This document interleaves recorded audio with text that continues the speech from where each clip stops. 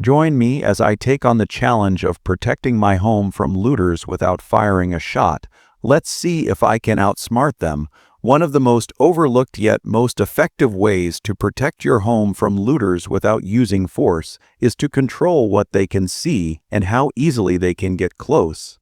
Looters are like predators. They scan for visible signs of opportunity. If they can clearly see valuables through a window or spot expensive equipment from the street, your home becomes a prime target. The first step in prevention is to remove the temptation entirely. That means keeping blinds or blackout curtains closed, especially at night when lights inside can make your rooms visible from far away. Blackout curtains serve a double purpose. They stop looters from seeing what's inside and prevent them from noticing signs of activity, like flickering candlelight during a blackout, which might tell them you have power or supplies. But visibility control goes beyond just closing the curtains. Take a walk around your home from the street and see it from a looter's perspective. Can you see your TV through a front window? Are there tools, bicycles, or boxes sitting on your porch? Is your shed visibly stocked with gear? Any of these items can act as an invitation to someone desperate or opportunistic. Everything visible to the outside world should be either moved indoors, covered, or locked away in a manner that doesn't look easy to access. Next, you need to think about access points. Most looters want to get in quickly and quietly. If your home's front and back doors are easy to approach, it makes their job easier. A simple solution is to create physical and psychological barriers between them and your home. A closed gate, even if it's not heavily fortified, can discourage someone looking for a quick score because it's one more step they have to overcome. Overgrown hedges, thorny bushes under windows, and strategically placed obstacles like garden trellises or planters can subtly force intruders to make noise or take more time, both things they want to avoid. You should also secure less obvious access points. Many looters bypass the front door entirely and head straight for side windows, garage doors, or even basement entryways. Installing inexpensive but sturdy locks, window security film, and pin locks on sliding doors can dramatically increase the time it takes for someone to break in. The more time and effort required, the less likely they'll continue trying, especially if they suspect you or your neighbors could be alerted. Remember, the goal here isn't to build a fortress that nobody can enter. It's to make your home look like a bad choice compared to others. Looters often make split-second decisions about where to strike, and they gravitate toward homes that are open, visible, and easy to access. By controlling what's visible and making access inconvenient, you're using psychology as much as physical security. In times of crisis, this simple strategy can be the difference between being targeted and being passed over entirely, and you never have to fire a single shot to make it work. Another powerful tactic for protecting your home from looters without firing a shot is mastering the art of making your home appear unappealing or already cleared out. Looters are opportunists who weigh risk versus reward in seconds. If they believe your home has already been picked clean or that there's nothing valuable to take, they're far more likely to move on to an easier target. This approach works especially well in situations where law enforcement is thin and neighborhoods are in chaos, times when thieves are looking for quick wins, not efforts. The first step is to avoid displaying any sign of abundance. In a crisis, something as simple as lights on at night, the sound of a generator humming, or the smell of cooking food can draw unwanted attention from far away. If the rest of the neighborhood is dark and silent, but your home is lit and smells like a hot meal, you're advertising that you have resources. In a desperate situation, that's like hanging a neon "Come and get it" sign outside.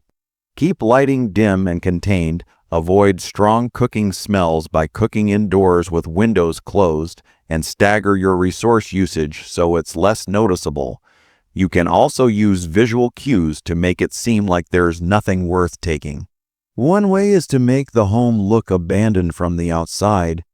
Keep windows covered and front areas uncluttered, but don't make it look freshly maintained. A perfectly swept porch and manicured lawn in a crisis can scream someone's here and has resources. Instead, aim for a slightly unkempt look, maybe an empty trash bin tipped on its side or a little dust on the porch. These details send subtle signals that there's no activity worth investigating. Another layer to this strategy is decoy depletion.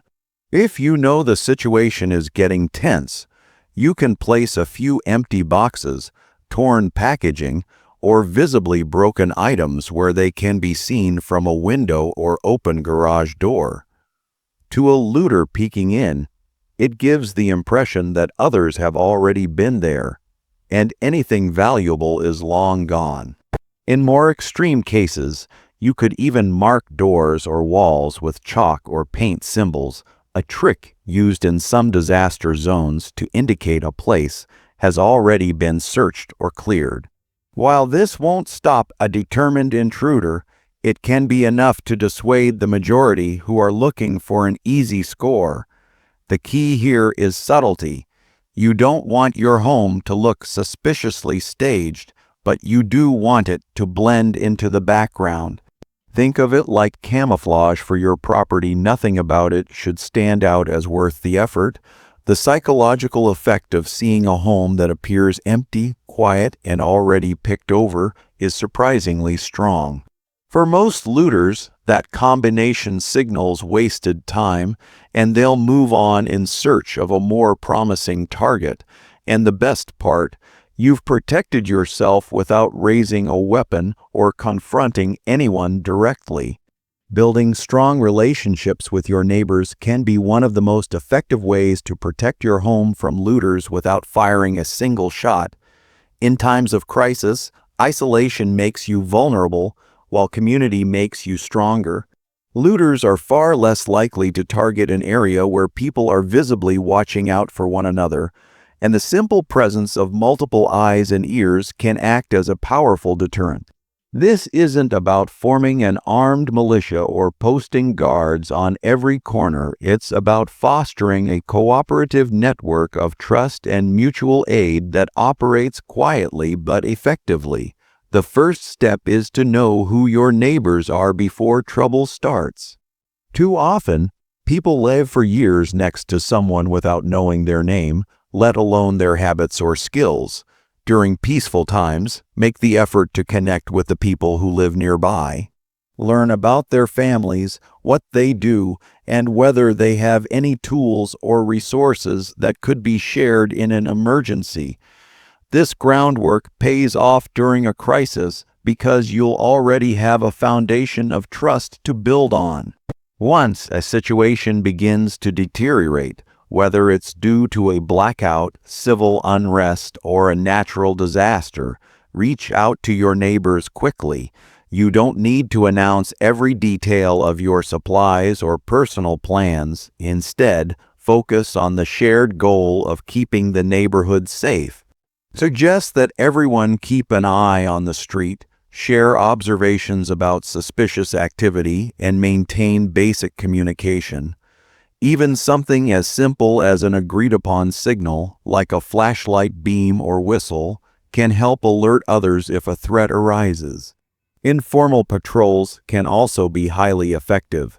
This doesn't have to be a full-time job. Neighbors can take short shifts, walking around or sitting on porches, just being visible. People with dogs can take them for extra walks, not only providing a deterrent presence, but also benefiting from the dog's natural alertness to strangers. The key here is that looters prefer easy, low-risk targets. If they see people awake, alert, and moving around in groups, they're much less likely to risk entering the area. In addition to physical presence, consider pooling resources for defense. This doesn't mean arming everyone, but it could involve setting up better lighting, battery or solar-powered, using motion, sensor alarms, or placing visible deterrents at neighborhood entrances. Sometimes, even symbolic barriers like caution tape, cones, or makeshift roadblocks can make looters think twice about approaching. A community's strength also lies in its ability to share information quickly. In a crisis, rumors and misinformation spread rapidly, and people often act on incomplete knowledge. If you can establish a reliable neighborhood communication channel, whether through talkies, a phone group, or even word-of-mouth chains, you can keep everyone better informed about actual threats. This prevents panic, keeps morale steady, and allows the group to focus on real dangers. Ultimately, a neighborhood that presents itself as unified, alert, and engaged is not worth the trouble for most looters. By working together, you create a psychological and practical barrier that protects everyone, without anyone having to raise a weapon, creating the illusion that your home is occupied and guarded can be one of the most effective ways to deter looters without confrontation. In the chaos of a crisis, looters tend to operate under a simple principle: avoid any target that looks like it could fight back or cause trouble. They're looking for easy, undefended homes with no signs of life. By making it appear that people are home, alert, and ready, you instantly make your property less appealing. The beauty of this tactic is that it can be done without risking direct conflict, relying instead on clever psychology and visible deterrence. One of the easiest and most effective methods is to use lighting strategically. Even during a blackout, battery-powered LED lights or solar garden lamps can be positioned inside windows to mimic normal indoor lighting. Alternating which rooms are lit at different times of day makes it appear that people are moving around inside. If you have backup power using porch lights, pathway lighting, or even a flickering TV simulation device can make your home look active from the street. Looters will assume that if the house is lit, someone is likely inside and alert. Sound can also play a role in creating the illusion of occupancy. Portable Bluetooth speakers or small radios powered by batteries or solar energy can be placed near windows to play subtle background noise, music, conversation, or even barking dog sounds. The point isn't to be loud, but to create enough audible cues that someone walking by believes the house is lived in. Even if you're not physically in that room, the sound gives the impression that you could appear at any moment. Another important tactic is to make your home appear maintained and guarded. In a prolonged crisis, homes that look neglected, piled up mail, overgrown lawns, broken fences, signal that no one is home. Instead, keep up basic maintenance as much as possible. Move objects around in the yard, place recently used tools in visible spots, and make small changes to the appearance of the house so it looks like someone is actively living there. Hanging laundry on a line, leaving work gloves out, or displaying fresh tire tracks in the driveway can all give subtle hints of daily activity. Visible deterrents also play a key role. Even if you don't want to physically confront intruders, you can display signs that suggest a watchful presence. Motion-activated lights, fake security cameras, neighborhood watch signs, or even large dog bowls and chains can make a looter think twice. The goal isn't to bluff with something you couldn't follow through on, but to make the risk of targeting your home seem higher than it's worth. In situations where you do leave the property for any length of time, it's critical to maintain these illusions. Coordinate with trusted neighbors to change lighting patterns, move visible items, and maintain the sound of activity. A home that consistently looks occupied will always be a less attractive target than one that's dark, silent, and static. By mastering these subtle signals, you protect your home without ever having to fire a shot. Building a strong network of trusted neighbors can be one of the most effective, nonviolent ways to protect your home from looters during a crisis. In times of chaos, whether it's a blackout, a natural disaster, or a societal breakdown, your greatest strength isn't always what's inside your home, but the people around it. Criminals are far less likely to target a street or block where they know multiple sets of eyes are watching, and where any suspicious activity will be noticed immediately. The truth is, while a single person can keep watch over their own property for only so many hours, a coordinated neighborhood effort creates a 24/7 layer of defense without anyone having to constantly be on guard. The first step is building relationships before a crisis hits, knowing your neighbors by name, understanding who lives where, and having open conversations about mutual safety are key. If disaster strikes, you can't afford to be figuring out who you can trust in the middle of the chaos. You need those connections already established. Simple gestures like exchanging contact information, sharing tools, or helping each other with small repairs build a foundation of goodwill that becomes invaluable in a crisis. Once the network is in place, you can coordinate patrols or watch shifts. It doesn't mean anyone has to physically confront intruders, but having someone walking a dog, working in the yard, or simply sitting on a porch at different times of day creates the impression of constant activity and surveillance. Looters are opportunists, and they will almost always pass on areas that are visibly watched over. Even during a blackout, groups can use flashlights, lanterns, or reflective gear to patrol in ways that are safe yet highly visible. Shared resources also come into play. If one neighbor has a security camera system, its view can cover multiple homes. Others might have extra lighting, radios, or solar-powered chargers that can keep communication lines open. By pooling these resources, you multiply everyone's security without having to individually invest in every piece of gear.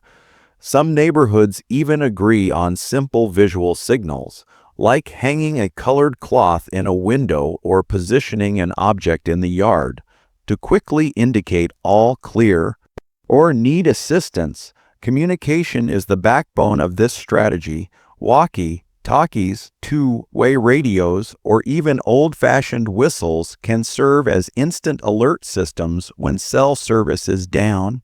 A quick, coordinated response from multiple neighbors, such as people stepping outside at the same time or making noise, can scare off most intruders without a single weapon being drawn. The key is unity. Looters thrive on isolation and fear, and nothing undermines that more than a neighborhood acting as one. Finally, a trusted neighbor network creates not just safety, but morale. In uncertain times, knowing you're not alone reduces panic and rash decision-making. When everyone looks out for each other, you don't just protect property, you protect lives, and often, that unity itself is enough to convince looters that this is one street they don't want to test.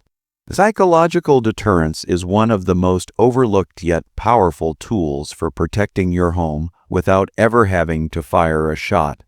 The idea is simple: make your home appear as if it's too risky, too unpredictable, or too much trouble for any potential looter to target. Looters are opportunists, not warriors. They look for easy wins, places that seem empty, vulnerable, or unprepared. If you can plant doubt in their minds before they even step onto your property, you've already won half the battle. One of the most effective tactics is creating the illusion of occupancy, even when you're not actively in certain parts of the home. This could mean keeping a radio playing quietly inside, leaving certain lights on, or strategically positioning battery-powered lanterns to simulate activity during a blackout. In some cases, even something as simple as a silhouette cutout in a lit window can make someone hesitate. People instinctively avoid the unknown, especially when they suspect someone is present and alert inside. Another psychological layer is unpredictability. Change the timing and pattern of visible activity around your property. If you go outside to check the yard at 7 p.m. one day, do it at 9 p.m. the next. Use different entrances and vary the placement of outdoor objects like trash bins, chairs, or garden tools. These subtle changes suggest that you are active, aware, and paying attention, which increases the risk in a looter's mind that they might be seen or confronted. Visual deterrents are also highly effective. Warning signs, whether they indicate a dog on the property, surveillance cameras, or neighborhood watch, can make a looter think twice. Even if you don't have a large guard dog, posting a sign or leaving a well-worn dog bowl near the door can plant enough doubt to send them elsewhere. Similarly, visible but inexpensive fake security cameras or motion-activated lights can trigger a strong fight or flight response in someone who's already operating nervously. Sound deterrents can be just as effective as visuals. Motion-triggered noisemakers, door chimes, or even a strategically placed gravel path that crunches loudly underfoot can give you an early warning while also making the intruder feel exposed. In a crisis, people often underestimate how intimidating sudden noise can be when someone is trying to sneak around quietly. The beauty of psychological deterrence is that it doesn't rely on confrontation or force. Instead, it uses human nature against would-be intruders, fear of the unknown, the risk of being caught, and the instinct to avoid trouble are powerful motivators that can redirect a criminal's attention to an easier target.